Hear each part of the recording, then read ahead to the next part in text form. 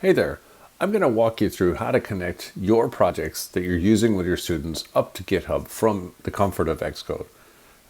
Now there's an excellent video from the 2018 WWDC called Source Control Workflows in Xcode. I highly recommend going to watch that. It'll give you much more in-depth looks at the features of the source control menu and different things you can do with source control. We're going to keep it very simple for this tutorial, and our main goal is to make sure that you can create a project, upload it to GitHub, and then the workflow that we use during teaching develop in Swift to make sure that our students were able to follow along, to do code reviews with them, and to start introducing them to the ideas behind workflow and how we want to keep different versions of our source and work along with develop in Swift. All right, let's take a look. So for this example, we're going to use GitHub. You could use Bitbucket, you could use GitLab, you could use a number of other hosted Git repositories. We're going to use GitHub because that's what we use during the course. So let's go all over to github.com. I've already got an account. They're free. I highly recommend signing up for one. You can create public and private repos with them.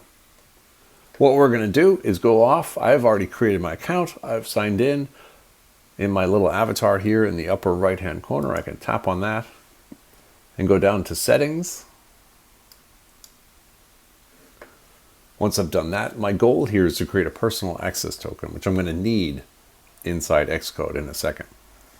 I'm going to go down here on the side and there's a developer settings menu. So we're going to tap on that. And now there's an option for personal access tokens. So that's what we're going to tap on. And you can see that I have 2 access tokens already created. And what we're going to have our students do is generate a new token. And what you'll be doing right now is generating a new token. So you need to give it a name. So I might give it a name, something like Xcode demo. And then you need to select the scope that this access token is going to allow you access to. So we're going to tap on this repo, the top level of repo. This will let us push and pull from repositories. And then we're going to scroll down to the bottom and hit generate token. Now you want to make sure that you're not showing this on the screen in either a video or a demo for your students, because if they have your GitHub account name as well as your personal access token, they'll be able to read and write as you to all your repositories, which is not what we want. But what you'll do now that you've created this is you'll actually copy this text here and you're going to use it in the next step when we get to Xcode. For me, I'm going to delete this for now because I don't need this token. I already have one generated. So let's go over to Xcode because that's where we're going to work for the next few steps now that we have our personal access token generated. So for this demo, we're going to use Xcode 12. And what I'm going to do is I'm going to go over to the Xcode menu and choose Preferences. Now, I'm already in the Accounts tab, but you may be in one of the other tabs. What we're going to do is select the Accounts tab, and we're going to add a new account. So we would do that by pressing on the plus button down here. And you can see there are a few different options that we can pick. So we're going to pick GitHub and continue. And now my account, I'm going to tap in my account name. So M Hanlon for me. And then we're going to add our personal token. So I'm just going to paste that in and hit sign in. And this should be good for us. So we've got our description of the account. We can clone using HTTPS for now. And we're good to go. So I'm going to close those preferences. And now I'm going to act like I'm creating a new project that I want students to base all of their work off of so that I can see how they're getting on.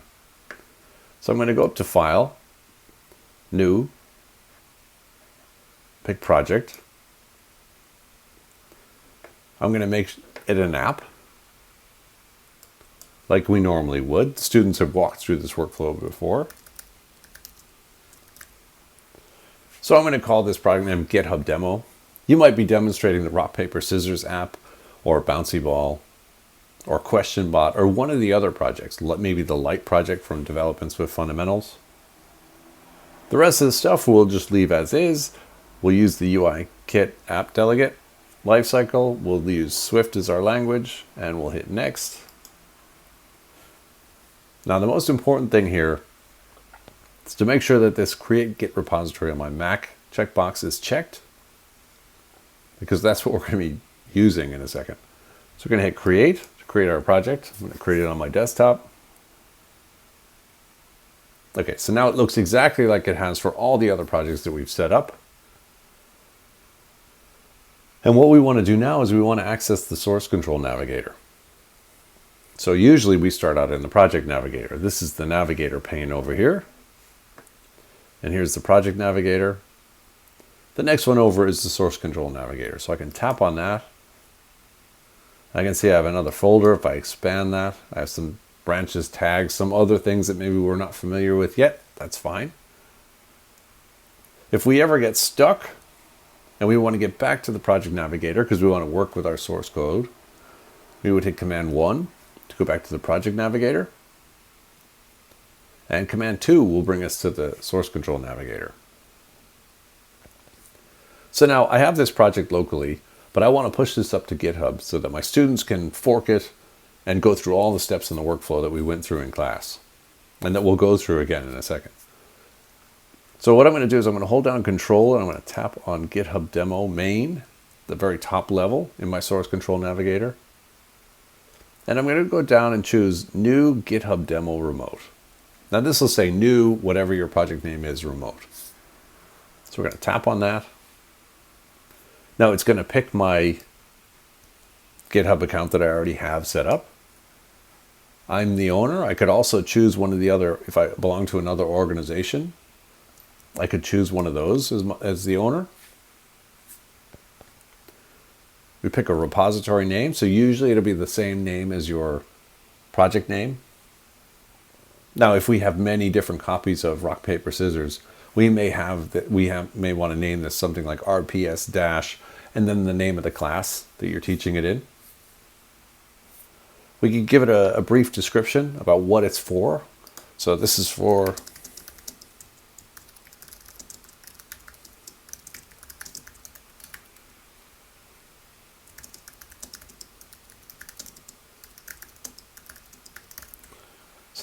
teaching Developing Swift, how to create a remote Git repo.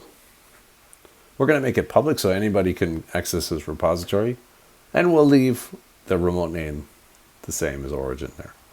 We'll hit create. We'll get a little note saying that it's pushing this stuff up to the repository. And that's it. So now let's go have a look at github.com again. So I'm going to go I'm back on GitHub. I'm still where I left my personal access token. I'm going to go up here to my avatar again and tap on it.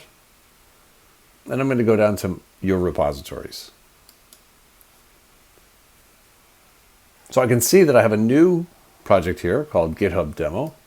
I'll tap on that. It was committed and pushed up here 3 minutes ago.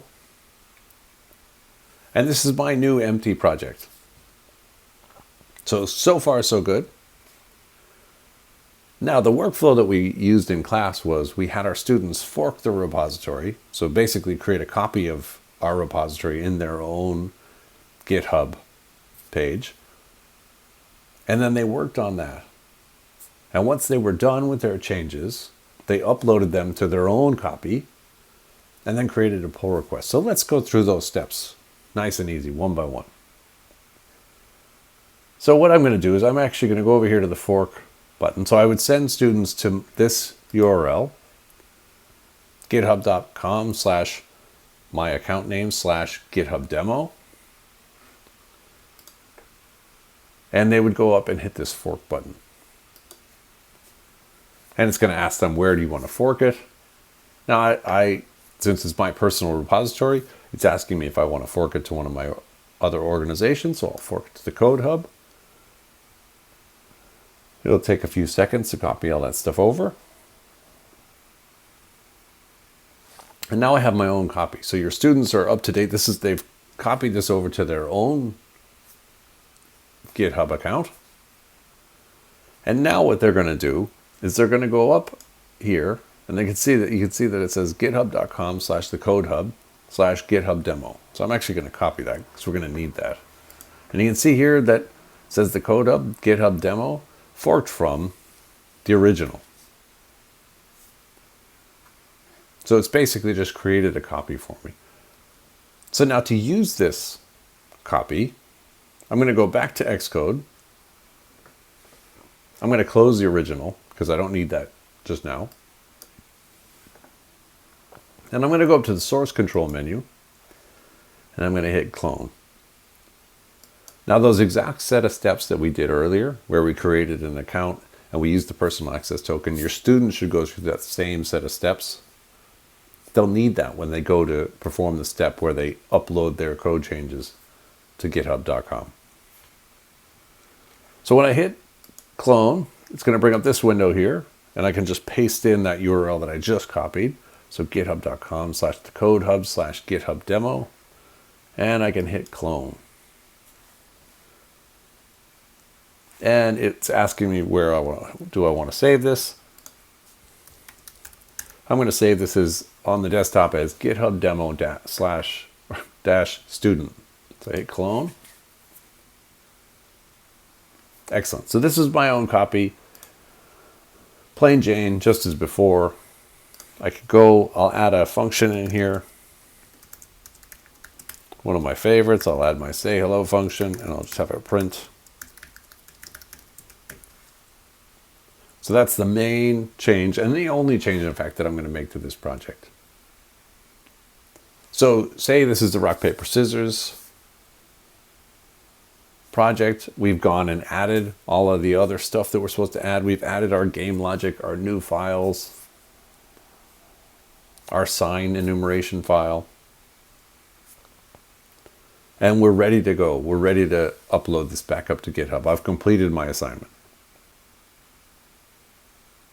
So now I've got my own copy here. I've made my changes. I'm happy with my project. I've completed the assignment. Now what I'm going to do is go up to the source control menu and choose commit. And it'll bring down a sheet. I can see that this file has got some changes. This is the added code, and this is where it was added in the pre-existing file. I have a place down here to enter my commit message, so I leave a note for myself in the future, or for my teacher.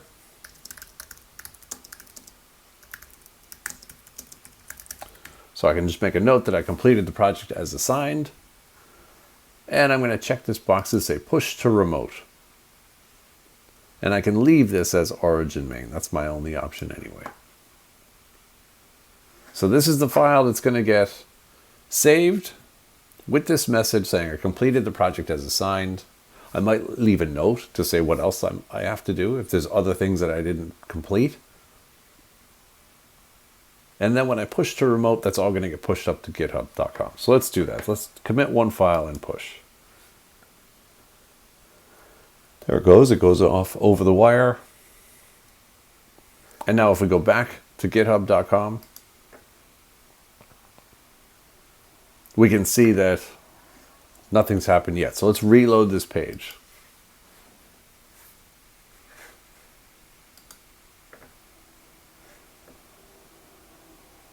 So you can see that I have my message, M. Hanlon. I completed the project as assigned. I can see that there are 2 commits. The message is reflected there. Now, I'm still on the CodeHub copy of this repo. Now, when your students are ready to give the work back to you and you're ready to check out and see how they did, what they would do is they would go here. Usually there'll be a bar that says pull request and compare if there's a difference between our 2 copies of the repository. So I would tap on the pull request button, and it'll show me a very similar view to what I saw in Xcode. I can see that these are the files and the lines that were added, the ones in green. And if I removed any code, I'd see some red lines over here. So once I'm happy that this is what I want to submit, I would hit create pull request. Remember, I'm acting as a student now still. I would maybe leave some extra details here for the teacher. Like maybe, how do I create